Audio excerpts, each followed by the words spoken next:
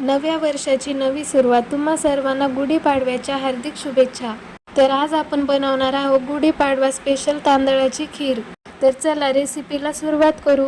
मी अगोदर 1 वाटी तांदूळ स्वच्छ धुवून ते भिजू घातले 1 ते दीड तास. 1 ते दीड तासानंतर त्याची बारीक मिक्सर मधून पेस्ट करून घेतली. त्यानंतर मी इथे खिरीत टाकण्यासाठी ओल्या नारळाचा किस आणि ड्रायफ्रूट कुटून घेतले. त्यानंतर गॅसवरती कढई ठेवली. कढईमध्ये भरपूर सारं तूप टाकलं. तुपामुळेच खिरी छान लागते. तूप चांगलं गरम झालं की गॅसच्या मीडियम फ्लेमवरती खोबरं चांगलं तळून घ्यायचं. खोबरं चांगलं तळलं की त्यात ड्रायफ्रूट पण टाकायचे, ते पण चांगले तळून घ्यायचे.